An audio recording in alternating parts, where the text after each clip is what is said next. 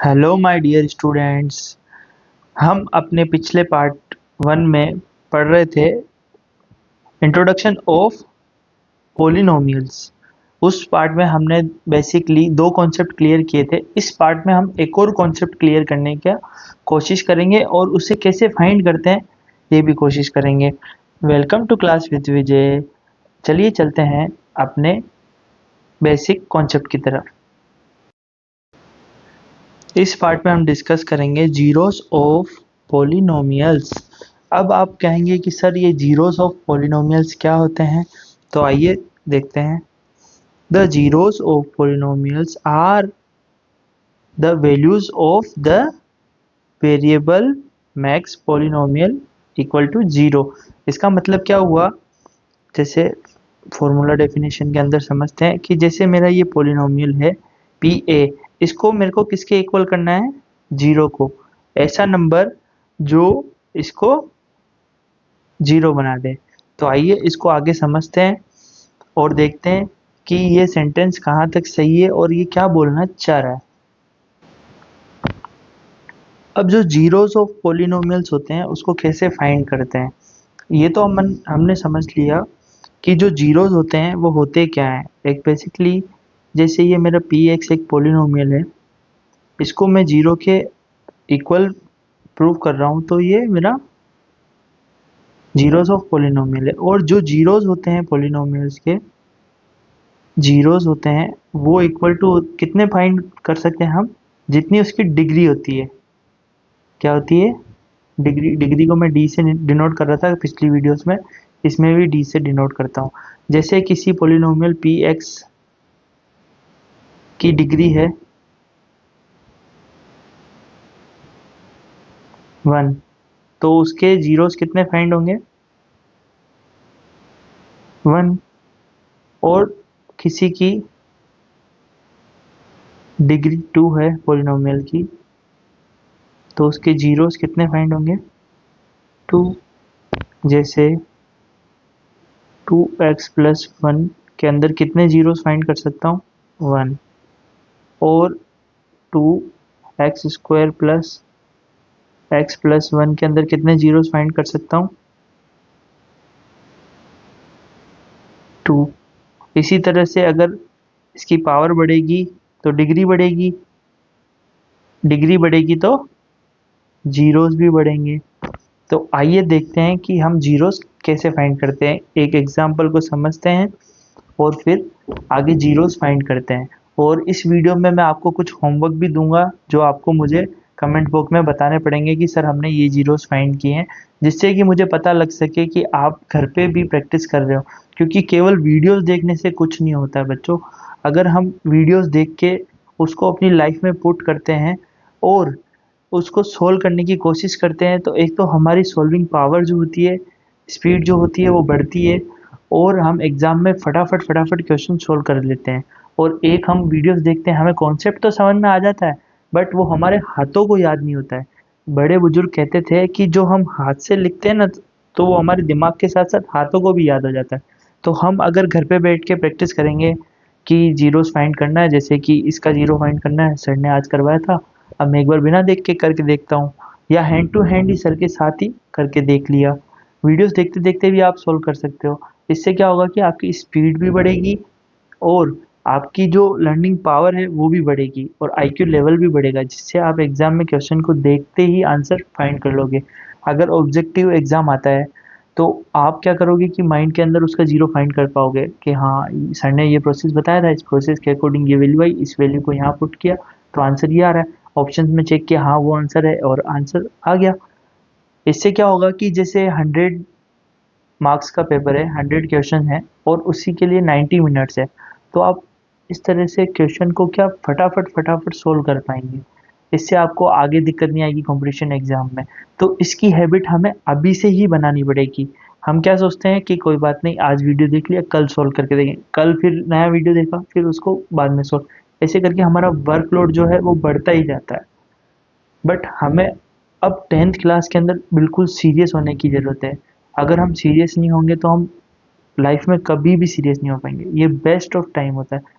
क्यों कहते हैं कि 10th की जो रिजल्ट होती है वो हमारी लाइफ डिसाइड कर सकती है। वो इसीलिए होती है क्योंकि 10th के अंदर जो हमें टाइम मिलता है उसका हमें प्रॉपर यूज़ करना है, ना कि उसको वेस्ट करना है। कई लोग रील्स देख के वेस्ट कर रहे हैं और कई लोग स्टडीज़ की वीडियोस देख रहे हैं, तो वो केवल वीडियोस देख के उसको प्रैक्टिकल कर ही नहीं रहे। तो जब तक हम देख के उसको प्रैक्टिकल करेंगे नहीं तो वो हमारी लाइफ में कैसे आएगा? उसको अपनी लाइफ में लाने के लिए उसको प्रैक्टिस करनी पड़ेगी। क्यों कहते हैं practice makes a man perfect? वो इसीलिए कहते हैं कि इंसान जितनी बार जिस काम को करता है ना, उतना ही वो जल्दी उस काम को करने में पॉसिबल बना पाता है। जैसे कि अगर मैं डेली एक ही चीज़ बोलता हूँ, जैसे मैं वीडियो के स्टार्टिंग में बोलता हूँ वेलकम टू क्लास विद विजय। मेरा फर्स्ट वीडियो में आप जाके देखो मैं कितना अटक अटक के बोल रहा हूँ, और आज की वीडियो में देखो मैं कितना फास्टली उसको बोल पा रहा हूँ। वो क्यों हो रहा है? क्योंकि मेरी उसकी प्रैक्टिस हो गई है। ऐसे ही आपको प्रैक्टिस करते रहना है बच्चों। चलिए चलते हैं अपने एग्जाम्पल की तरफ। जीरोस फाइंड करने के लिए मैंने एक एग्जाम्पल लिया है इस वीडियो के अंदर, जहाँ P X is equals to क्या है, x square minus 5x plus 6। अब मैंने क्या बोला था पिछली स्लाइड में, पिछली स्लाइड में मैंने बोला था कि अगर मेरे को किसी का जीरोस फाइंड करने हैं तो जैसे ये पी एक्स है, इसको मैं क्या कर दूंगा, जीरो के इक्वल कर दूंगा। जीरो के इक्वल किया तो मैं इसको करके देखता हूँ, X square minus 5x plus 6 is equals to zero. अब ये जीरो के तो कर दिया। अब आप बोलोगे सर आपने तो डायरेक्ट ये स्टेप टाइप कर दिया और हमें क्या पता इस स्टेप और इस स्टेप के बीच में क्या हुआ। तो चलिए देखते हैं। अब हमें क्या करना है कि जो एक्स स्क्वायर के मल्टीप्लाई में है, जैसे यहाँ वन मान सकता हूँ क्योंकि जिसका कोई नहीं होता है उसका वन होता है। ये मैंने एक ट्रिक बनाई है आप लोगों के याद रखने के लिए कि जिसका कोई नहीं होता है उसका क्या होता है, वन होता है। मतलब जिसके मल्टीप्लाई में कुछ नहीं है उसके मल्टीप्लाई में हम वन अज्यूम कर सकते हैं, क्योंकि वन को अगर उससे मल्टीप्लाई करेंगे तो आंसर वही आएगा। तो इसीलिए जिसका कोई नहीं होता है उसका वन होता है। इस वन को मल्टीप्लाई करेंगे सिक्स के साथ तो हमारा आंसर आएगा सिक्स। अब इस सिक्स के इतने टुकड़े करने हैं कि हमारा ये बीच वाला फाइंड हो जाए फाइव। अब सिक्स के क्या टुकड़े करेंगे, आप कहेंगे कि सर क्या टुकड़े, प्लस उसको मल्टीप्लाई करने पे सिक्स आना चाहिए। जैसे कि सिक्स के टुकड़े आप बोलेंगे सर थ्री मल्टीप्लाई टू से सिक्स आ रहा है, हाँ आ रहा है। और क्या कर सकते हैं, थ्री प्लस टू से फाइव भी आ रहा है। तो सर ये हमारा सॉल्यूशन हो रहा है। तो चलो एक बार करके देखते हैं इससे। एक्स स्क्वायर माइनस की जगह माइनस, फाइव को हमने क्या कर दिया, थ्री प्लस टू कर दिया, एक्स का X plus six is equals to zero. अब क्या करेंगे, इस माइनस को अंदर लेके जाएंगे और इस एक्स को भी अंदर लेके जाएंगे। तो हमारा क्या हो जाएगा next step, x square minus three x minus two x plus six हो गया। अब हम नेक्स्ट स्टेप में क्या करेंगे, इन दोनों में से कुछ कॉमन लेंगे और इन दोनों में से कुछ कॉमन लेंगे। जैसे इन दोनों में से हम क्या कॉमन ले सकते हैं, हम देख पा रहे दोनों स्लाइड में दोनों साइडों में x है, और एक्स स्क्वायर में से अगर मैं कुछ x कॉमन लेता हूँ तो x क्या होता है, x मल्टीप्लाई एक्स स्क्वायर यही होता है। इसमें से एक x ले लूँगा तो पीछे क्या बचेगा x। तो मैंने पहले तो x बार लिख दिया कॉमन वाला, अब अंदर बच गया x। अब आप कहेंगे सर थ्री एक्स का कैसे करेंगे, थ्री एक्स क्या होता है, थ्री मल्टीप्लाई एक्स। इस एक्स को मैंने बाहर ले लिया, पीछे क्या बच गया थ्री। अब ये माइनस तो इसमें माइनस नहीं है तो प्लस। अब इसमें से क्या कॉमन ले सकता हूँ, इधर एक्स है इधर एक्स नहीं है, बट इधर टू है। मैं अगर इसको टू पार्ट्स में करूँ तो मैं इसको थ्री मल्टीप्लाई टू बोल सकता हूँ। हाँ इसमें से टू बाहर ले सकते हैं तो टू, अंदर क्या बच गया माइनस एक्स प्लस थ्री। अब मुझे क्या करना है कि इन कॉमन के अलावा अंदर वाले पार्ट आपको दिख रहे हैं सिमिलर है, बट एक माइनस का फर्क है। तो मैं क्या करूँगा, माइनस को भी कॉमन ले लूँगा। माइनस कॉमन लूँगा तो अंदर क्या हो जाएगा, ये प्लस हो जाएगा और ये माइनस हो जाएगा। अब मैं इन दोनों टर्म्स में से ये कॉमन ले सकता हूँ? क्यों नहीं ले सकते सर, अभी लेते हैं। तो अंदर क्या बच जाएगा, x माइनस 3 को मैंने ले लिया कॉमन, अंदर क्या बच गया, x माइनस 2। अभी मेरी दो वैल्यू आ गई इधर।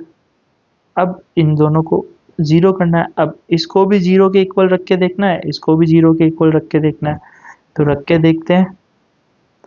x minus 3 is equals to zero.